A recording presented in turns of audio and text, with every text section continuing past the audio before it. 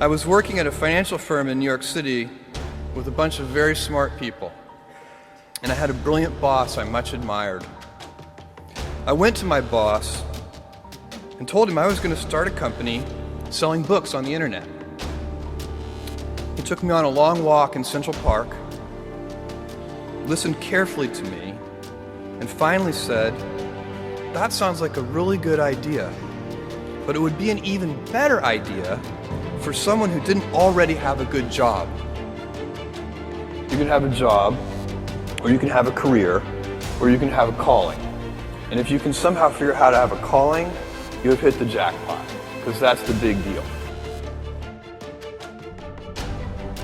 I met Jeff Bezos 25 years ago, and he told me, "Dave, I want you to invest in my company." "What are you doing?" "I'm gonna start a bookstore in my garage." "Okay, and I'm gonna put it online. People buy online, and I'm gonna ship out of my garage. But if you invest in me, Dave, someday I'm gonna be the richest man in the world. I'll do over $100 billion. First of all, there is no such thing as $100 billion 25 years ago. Statistically, there's no such thing. Countries didn't have 100. Our national debt wasn't $100 billion. And this dude's telling me at 26 years old that he's gonna be the richest man in the world because he has a garage and the internet? That was his truth.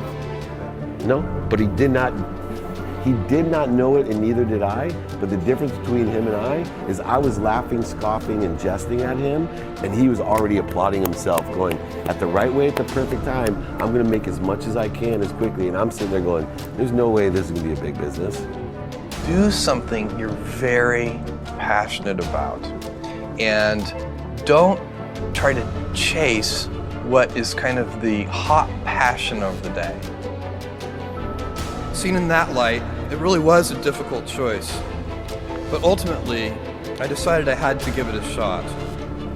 I didn't think I'd regret trying and failing, and I suspected I would always be haunted by a decision to not try at all.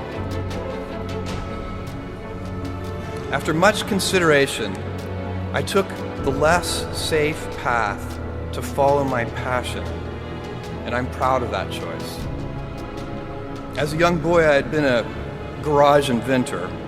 I'd invented an automatic gate closer out of cement-filled tires, a solar cooker that didn't work very well out of an umbrella and aluminum foil, baking pan alarms to entrap my siblings.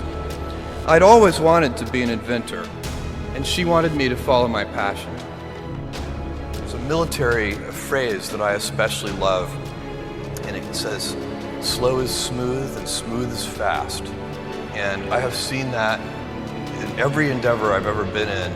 That's the kind of thing that really allows you to make progress. You know, you get certain gifts in life and you want to take advantage of those, but I guess my advice on adversity and success would be to be proud not of your gifts, but of your hard work and your choices. So, you may be, the kinds of gifts you get in life, you might be really good at math. It might be really easy for you. That's a kind of gift. But practicing that math and taking it to the next step, that could be very challenging and hard, and take a lot of sweat. That's a choice. You can't really be proud of your gifts because they were given to you.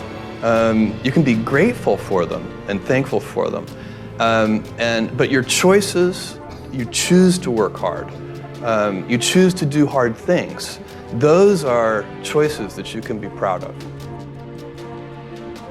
You can choose. We all get to choose our life stories, and it's the choices that define us, not our gifts.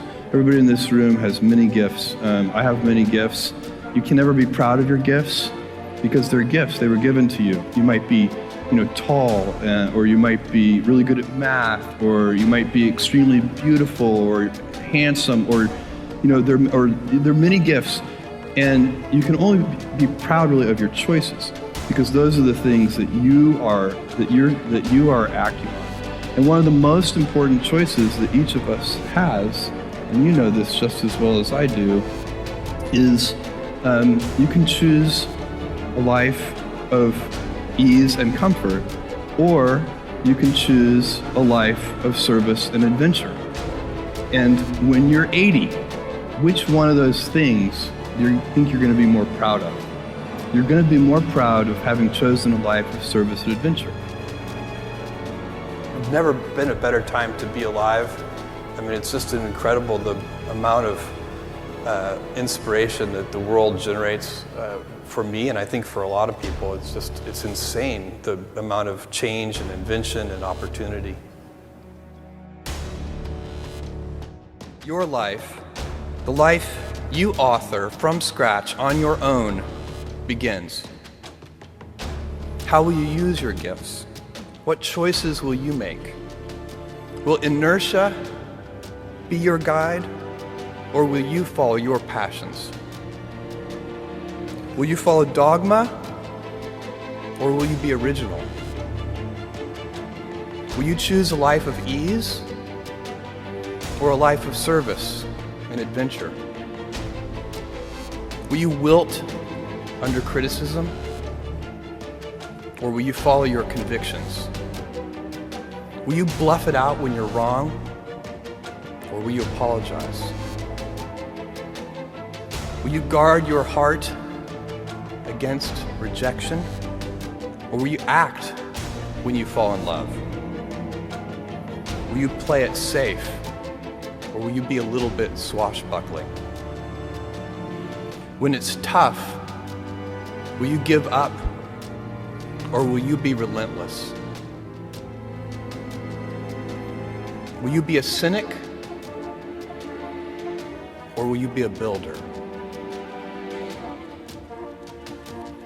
Will you be clever at the expense of others, or will you be kind? Every time you figure out some way of providing tools and services that empower other people to deploy their creativity, you're really onto something. You know, you're very lucky if you have a career. A lot of people end up with a job. If you don't love your work, you're never going to be great at it. Jules Verne, Mark Twain, Galileo, Newton, all the curious from the ages would have wanted to be alive, most of all, right now. As a civilization, we will have so many gifts, just as you as individuals have so many individual gifts as you sit before me. How will you use these gifts? And will you take pride in your gifts or pride in your choices?